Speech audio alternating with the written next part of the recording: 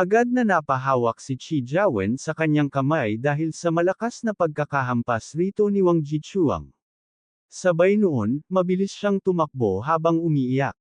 Sa kanyang pagtakbo, hindi niya inaasahang mababangga si Kim Joo-hyun.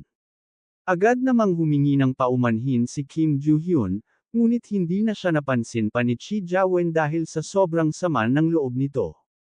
Sa nakita niya, napansin ni Kim Joo-hyun na umiiyak ang babae.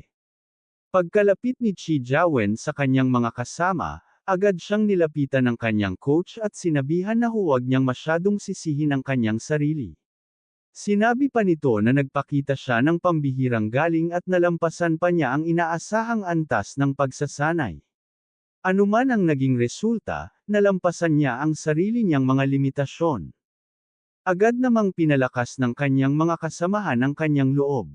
Sinabi ng isa na ipagpatuloy lamang niya ang kanyang pagsisikap at huwag hayaang panghinaan siya ng loob dahil sa isang pagkatalo. Dagdag pa ng isa na palagi silang nasa kanyang tabi upang suportahan siya. Dahil sa mga salitang iyon, taos-pusong nagpasalamat si Chi Jiawen sa kanyang mga kasama at sinabing mas pagbubutihin pa niya sa susunod. Ngunit habang pinagmamasdan ni Kim Joo-hyun ang nangyayari, bigla siyang namataan ni Lin Zin at agad siyang tinawag nito. Lumapit siya rito at agad na tinanong ni Lin Zin kung hindi ba siya nakabalik sa kanyang bansa. Agad namang kinabahan si Kim Joo-hyun at sinabing hindi niya inaasahang makikilala pa rin siya nito dahil inakala niyang perpekto ang kanyang disguise. Ngunit muli lamang siyang tinanong ni Lin Zin kung ano ang ginagawa niya roon. Ipinaliwanag ni Kim Joo-hyun na hindi siya nakatulog ng maayos kagabi dahil may nais siyang sabihin. Sinabi pa niya na noong una ay nag-aalinlangan siyang magsalita, ngunit nang makita niya ang nangyari kay Chi Jiawen, napagdesisyonan niyang sabihin ang katotohanan. Agad naman siyang tinanong ni Lin Zin kung ano ang ibig niyang sabihin. Pagkatapos ng ilang sandali, isiniwalat ni Kim Joo-hyun na nanalo si Wang Jichuang dahil gumamit umano sila ng ipinagbabawal na device sa panahon ng torneo. Dagdag pa niya na isa itong mahigpit na lihim ng Korean team at iilan lamang ang nakaalam nito. Sabay noon, lumapit siya kay Lin Zin at mahina nitong sinabi na ang teknolohiyang nasa likod ng device na iyon ay AI. Sa narinig na iyon, labis na nabigla si Lin Zin.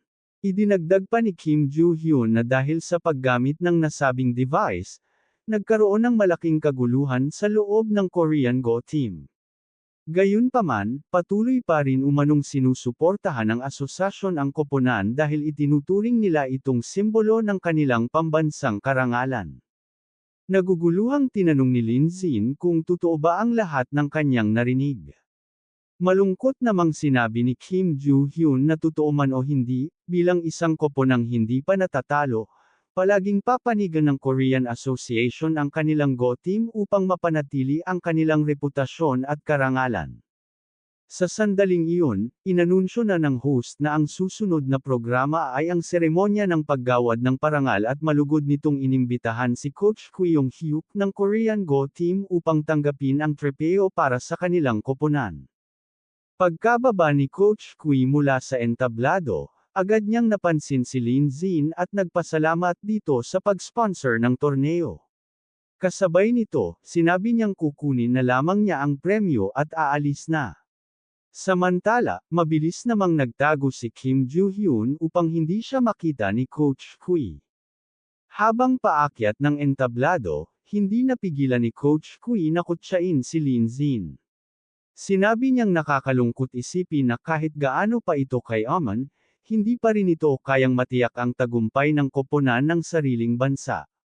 Dagdag pa niya, sa buong kasaysayan ay Korea umano ang tunay na pinagmulan ng Go, at ang China ay isa lamang pangkat ng mga taong gumagaya rito. Ngunit napangiti lamang si Lin Zin at sinabing sandali lang. Pagkatapos nito ay naglakad siya patungo sa entablado at bahagyang nabangga pa si Coach Kwi. Paglapit niya sa host, agad niyang kinuha ang mikropono at sinabi sa lahat na dahil napakalakas umano ng Korean team, nais niyang makita mismo kung gaano kahusay si Kwi Yong-hyuk. Sa narinig na iyon, nagsimulang magingay at magreklamo ang mga Korean supporters. Sinabi ng ilan na wala siyang karapatang hamunin ang mga ito dahil hindi naman siya opisyal na manlalaro. May ilan ding nagsabing matagal nang natapos ang torneo at dapat ay wala ng panibagong laban. Ang iba naman ay nagtatanong kung bakit hindi pa kumikilos ang organizer at sinasabing wala na bang asal ang mga taga-China. Kalmado lamang na sinabi ni Lin Xin na kung ganoon ay tila natatakot sa kanya ang coach ng number 1 team sa mundo. Dagdag pa niya, kung tapos na ang torneo, maaari naman silang magsimula ng panibagong paligsahan kaagad. Kasabay nito, naglabas siya ng 1 bilyon at inanunsyo na siya mismo ang mag-oorganisa ng isang bagong torneo para kay Kim Joo-hyun na tatawaging Joo-hyun Cup. Ang magiging kampyon ay mag-uuwi ng gantimpalang nagkakahalaga ng 1 bilyon. Pagkatapos nito, tinanong niya si Coach Kui kung handa ba itong isama ang buong champion team laban sa kanya na nag-iisang kalahok lamang. Sa nakita ng mga reporter, agad silang nabigla at nagsimulang lumapit kay Lin Xin upang kunan siya ng video at kapanayaman.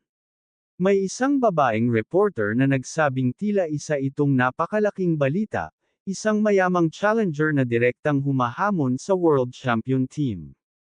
Dagdag pa ng cameraman, kung tatanggi ang Korean team sa hamon matapos nilang manalo ng kampyonato, hindi ba't para na rin nilang inamin ang pagkatalo? At kung ganoon, masasabi bang mapupunta na sa China ang 1 bilyong gantimpala? May isa pang reporter na nagsabing panibagong yugto ito ng kasabikan sa mundo ng Go.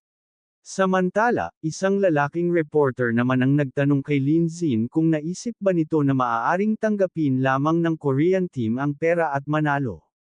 Nais din itong malaman kung ano ba talaga ang layunin niya sa pag-oorganisa ng paligsahang ito. Diretsahang sinabi ni Lin Xin na napakasimple lamang ng kanyang layunin, nais niyang ilantad ang katotohanang gumagamit ng anal beads ang Korean team upang mandaya. Dagdag pa niya, masyado na umanong naging mayabang ang mga ito dahil sa paniniwalang hindi sila matatalo habang ginagamit ang naturang paraan. Ngayon aniya, ipapakita niya na kahit gumamit pa sila ng ganoong klaseng pandaraya, madali pa rin silang matatalo. Sa narinig na iyon, hindi napigilan ng lahat na mabigla. Nagsimulang magbulungan ang mga tao at nagtatanong kung totoo bang gumagamit ng anal beads ang Korean team. May ilan ding nagsabing kung tatanggihan ng mga ito ang hamon, hindi ba't para na rin nilang kinumpirma ang alegasyon. Agad namang lumapit si Kim Joo-hyun kay Lin Xin at mahinang sinabing huwag itong magpadalos-dalos dahil alam nitong may AI assistant si Wang Jichuang. Samantala, sa isang sulok ay hindi maitago ni Coach Kui ang pagkainis. Naisip niyang si Kim Joo-hyun lamang ang maaaring naglabas ng lihim na iyon. Naisip din niya na kahit pa nakahanap ito ng isang mayamang kakampi, hindi pa rin matatalo ang Korean team. Sa kanyang isipan, kapag nakabalik si Kim Joo-hyun sa Korea ay sisiguraduhin niyang pagsisisihan nito ang lahat. Makalipas ang ilang sandali, lumapit siya kay Lin Xin at sinabing aminado siyang napakayaman nito, ngunit ang Go ay hindi isang larong kayang bilhin ng pera. Dagdag pa niya, maaari sana niyang balewalain ang hamon, ngunit dahil nakataya ang reputasyon ng Korea, handa niyang tanggapin ito. Gayunpaman, kapag natalo si Lin Xin, kailangan nitong humingi ng tawad sa buong mundo, lumuhad sa harap ng Korean team, at aminin na ang Korea ang may pinakamagaling na Go sa buong mundo. Seryusong sinabi ni Lin Xin na kung matatalo siya, gagawin niya ang lahat ng iyon. Ngunit kung ang Korean team naman ang matalo, kinakailangan din nilang gawin ang parehong bagay. Makalipas ang ilang sandali, naupo na ang dalawa sa kanilang pwesto at sinabi ni Coach Kui na oras na upang simulan ang laban. Habang pinagmamasdan ni Kim Joo-hyun si Lin Xin mula sa likuran, hindi niya maitago ang labis na pag-aalala para rito. Ngunit kalmado lamang si Lin Xin at sinabing huwag itong mag-alala. Sa kanyang isipan, matagal na niyang natamo ang husay sa paglalaro ng Go ngunit hindi pa niya ito kailanman nagagamit. Ngayon, panahon na upang ipamulat sa Korean team ang tunay na kahulugan ng larong ito. Sa sandaling iyon, malakas na inanunsyo ng host na opisyal nang nagsimula ang Joo-hyun Cup. Makalipas ang ilang sandali, nagsimula na ang laban at si Wang Jichuang ang unang tumira. Habang inilalagay nito ang pyesa, sinabi nitong hindi man lamang marunong si Lin Xin na kontrolin ang mga sulok ng board ngunit nangangahas pa rin itong hamanin siya. Dagdag pa nito, kung hihingi agad ng tawad si Lin Xin ay baka hindi na niya ito gaanong ipahiya. Habang tumitira naman si Lin Xin, sinabi niyang gaano man kakapal ang mukha ng mga ito sa pag-angkin sa kultura ng China, nananatili lamang silang mga taong marunong manggaya ngunit hindi nauunawaan ang tunay na diwa nito. Ipinaliwanag niyang ang Go ay isang laro ng pagpalibot at pagwasak sa loob ng maliit na espasyo, at hindi lamang ito nakabase sa kakayahan kundi maging sa tamang pag-iisip. Dagdag pa niya, walang makapagsasabi kung sino ang mananalo hanggang sa pinakahuling sandali. Kalmado lamang na tumira si Wang Jichuang at sinabing nagpapanggap lamang na misteryoso si Lin Xin. Agad namang sumunod na tumira si Lin Xin at sinabing ang sobrang pagyayabang sa simula ng laban ay lalo lamang magpapahiya sa kalaban kapag dumating ang oras ng pagkatalo. Ngunit habang inilalagay ni Wang Jichuang ang kanyang pyesa, sinabi nitong makikita na lamang nila kung sino ang magmamakaawa kapag dumating ang huling sandali. Gayunpaman, bigla itong natigilan ng mapansing unti-unti na siyang naiipit. Sa kanyang isipan, hindi siya makapaniwalang nabasa ni Lin Xin ang kanyang galaw at nasira pa ang kanyang buong estratehiya. Naisip niyang kung magpapatuloy ito, wala na siyang paraan upang mabawi ang kanyang teritoryo. Sa puntong iyon, tumayo si Lin Xin at inilagay ang isa pang pyesa sa board. Habang nakatingin kay Wang Jichuang, sinabi niyang oras na upang lusubin ang gitna, sakupin ang natitirang espasyo, at huwag nang umatras. Sa kanyang seryosong mukha, sinabi ni Lin Xin na nais niyang makita kung kaya bang lampasan ng AI ang bitag na matagal na niyang inihanda. Dahil sa nangyari, labis na kinabahan si Wang Jichuang. Napagtanto niyang sa kabila ng walang humpay na opens iba ng AI, nagawa pa rin ni Lin Xin na makahanap ng mga paborebleng posisyon, unti-unti siyang napaligiran, at maingat pang naisara ang lahat ng posibilidad ng kanyang pag-atres upang maihatid ang isang nakamamatay na tira. Samantala, sa control room kung saan ginagabayan ng mga tauhan si Wang Jichuang, hindi maitago ng kanilang pinuno ang pagkabigla.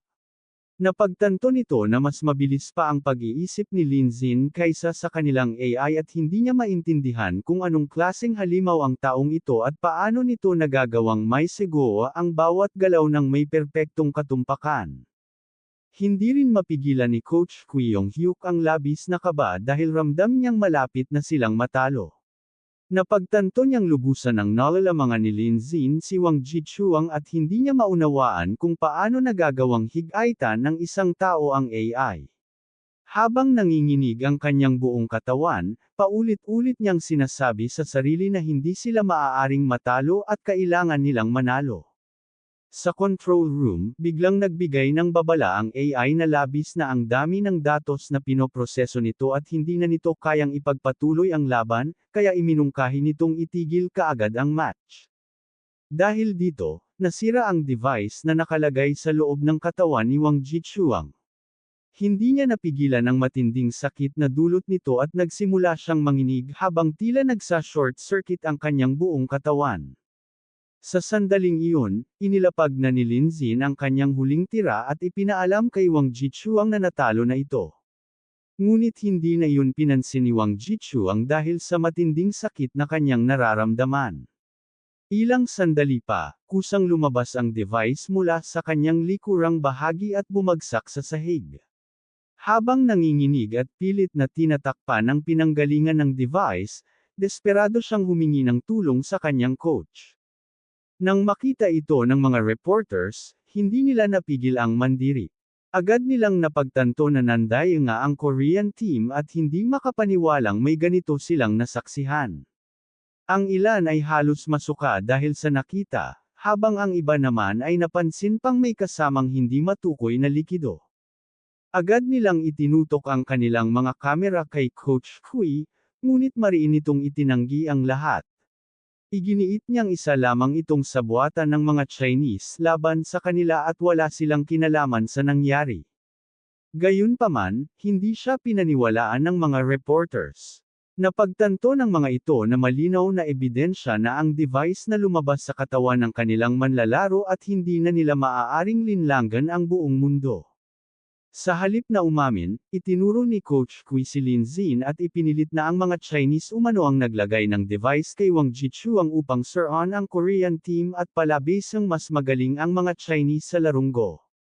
Idinagdag pa niya na kasabwat din umano nila si Kim Joo-hyun at nasinubukan na raw nitong suruan ang koponan noong nakaraang araw kaya siya pinalayas. Sa puntong iyon, hindi na napigilan ni Kim Joo-hyun ang kanyang galit. Agad niyang inalis ang kanyang sombrero at face mask at ipinakilala ang sarili bilang dating miyembro ng Korean team. Sa seryosong mukha, isiniwalat niya sa lahat na matagal na siyang biktima ng panghaharas ni Coach Kui at noong nakaraang araw ay sinubukan pa umano siyang pagsamantalahan. Dahil nabigo ito, pinalayas siya sa koponan. Idinagdag pa niya na karaniwan na umano ang pandaraya sa Korean team at maging ang dalawang naunang kampyonato nila ay nakamit gamit ang anal beads. Ipinaliwanag niyang nais lamang niyang maglaro ng patas at hindi suportahan ang maruming paraan ng kanilang koponan. Napagtanto rin niyang panahon na upang ipaglaban ang kanyang sarili at ang lahat ng babaeng manlalaro na nakaranas ng hindi makatarungang pagtrato. Umaasa siyang balang araw ay maibabalik ang Go sa tunay nitong anyo, isang dalisay na laro ng talino at kakayahan. Labis na nabigla ang mga tao sa kanilang narinig. Hindi pa roon nagtapos si Kim Joo-hyun. Hinikayat niya ang iba pang miyembro ng Korean team na huwag nang matakot at ilantad ang katotohanan dahil kung patuloy nilang paprotektahan si Coach Kui, tuluyan lamang nilang sisirain ang sarili nilang kinabukasan. Makalipas ang ilang sandali, isa sa mga babaeng miyembro ng Korean team ang lumantad at nagpahayag na totoo ang lahat ng sinabi ni Kim Joo-hyun. Sunod-sunod ding nagsalita ang iba pang kababaihan sa koponan at inamin na matagal na silang nakararanas ng panghaharas at pagbabanto mula kay Coach Kui Yong-hyuk. Ipinahayag pa ng isa sa kanila na hindi nila kailanman ginustong gumamit ng anal beads. Ngunit palagi silang tinatakot ni Coach Kui na sisirain ang kanilang buhay kung susuway sila. Sa narinig na iyon, labis na nagalit ang mga tao kay Coach Kui. Agad nila itong pinagbabatuhan ng anumang mahawakan nila, pagkain, bote, at iba pang bagay. Napagtanto ng lahat na ang mga kampyonatong ipinagmamalaki ng Korean team ay nakamit lamang sa pamamagitan ng pandaraya. Para sa kanila, sapat ng kasalanan ang magnakaw ng kampyonato, ngunit ang pagsira sa dangal at kinabukasan ng ibang tao ay isang bagay na hindi kailanman mapapatawad. Sa sandaling iyon, biglang dumating ang mga pulis kasama ang mga taong nasa control room. Napag-alaman nila, batay sa signal na inilalabas ng anal beads, na natagpuan nila sa backstage ang mga miyembro ng AI development team na responsable sa nasabing device. Itinuro ng mga ito si Coach Kui Yong-hyuk at isiniwalat na siya mismo ang nagdala sa kanila at nag-utos na gamitin ang AI upang matiyak na mananalo ang Korean team sa Go tournament. Sa nakita at narinig na iyon, lalo pang gumuho ang mundo ni Coach Kui dahil napagtanto niyang wala na siyang matatakasan. Ilang sandali pa, inanunsyo ng host na nakatanggap siya ng opisyal na mensahe mula sa International Go Organizing Association. Napatunayan na umano ang pandaraya ng Korean team gamit ang anal beads, kaya naman agad na pinawalang bisa ang lahat ng laban ng Korean team sa mga Go tournament. Bukod dito, isinailalim sila sa blacklist ng International Association at permanenteng pinagbawalang lumahok ang lahat ng Korean player sa anumang Go tournament sa hinaharap. Sa narinig na iyon, hindi napigilan ng mga miyembro ng Korean team ang mapaiyak. Samantala, nakaluhod at umiiyak na nagmakaawa si Coach Kui. Inamin niyang nagkamali sila at handa siyang tanggapin ang anumang kaparusahan, ngunit hindi niya kayang mawala ang kanyang karera at masira ang reputasyon ng Korean team. Napagtanto rin niyang kung uuwi siyang ganito ang kalagayan, malaki ang posibilidad na hindi siya patawarin ng kanyang mga kababayan. Sa kabilang banda, labis namang natuwa ang mga Chinese dahil sa nangyari. Para sa kanila, nanag pa rin ang hustisya at nakuha ng Korean team ang nararapat sa kanilang ginawa. Hindi nagtagal, lumapit si Coach Kui kay Lin Xin habang nakaluhod at muling nagmakaawa. Inamin niyang ang Chinese Go Team ang tunay na numero 1 sa buong mundo at handa pa niyang isauli ang kampyonato kung kinakailangan. Ngunit sa halip na patawarin siya, galit siyang sinipa ni Lin Xin at pinaalis, dahil para sa kanya, hindi sapat ang paghingi ng tawad matapos ang lahat ng kanilang ginawa. Makalipas ang ilang araw, nagtungo si Lin Xin sa isang apartment building. Naroon ang kanyang tiyahin na siyang nag-imbita sa kanya upang sabay silang mananghalyan. Nahihiya itong humingi ng tulong sa kanya kahit siya naman ang nag-aya at humingi rin ng paumanhin dahil natagalan ang paghahanda ng pagkain. Habang hawak ni Lin Xin ang isang pipino, tinanong niya kung hiwain ba niya ito ng manipis o gawing maliliit na piraso. Ipinaalam ng kanyang tiyahin na mas mabuting hiwain ito para gawing salad. Habang naghihiwa si Lin Xin, sinabi ng kanyang tiyahin na maaari naman siyang tawagin sa kanyang pangalan na Bai Jia. Matapos niyang mahiwa ang pipino, lumapit siya kay Bai Jia at ipinaalam na tapos na siya. Tinanong din niya kung nasaan ang toyo. Habang inaabot ito ni Bai Jia, hindi niya inaasahang matatapon ang toyo sa damit ni Lin Xin. Dahil dito, mabilis siyang kumuha ng pamunas at sinimulang linisin ang natapunang bahagi ng damit habang sinisisi ang sarili sa kanyang pagiging makakalimutin at padalos-dalos. Sinabi lamang ni Lin Xin na ayos lang iyon. Ngunit habang nagpupunas, bigla siyang natigilan ng may mapagtanto, dahilan upang mamula ang kanyang mukha. Agad siyang tumalikod at nagpas siyang kumuha ng malinis na damit na maaaring isuot ni Lin Xin.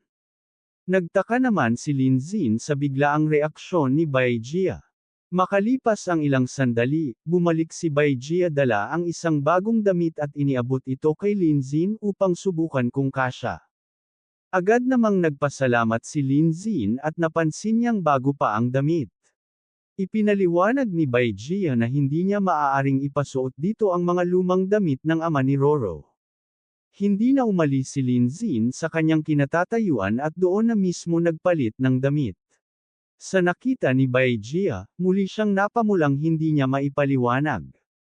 Habang tahimik niyang pinagmamasdan si Lin Xin, napagtanto niyang maayos at kaaya-aya ang pangangatawan nito. Matapos makapagpalit ng damit, sinabi ni Lin Xin na maaari na silang magpatuloy sa pagluluto. Samantala, hindi pa rin mawala ang pamumula sa mukha ni Bai Jia dahil napansin niyang lubos na bumagay kay Lin Xin ang damit na ibinigay niya.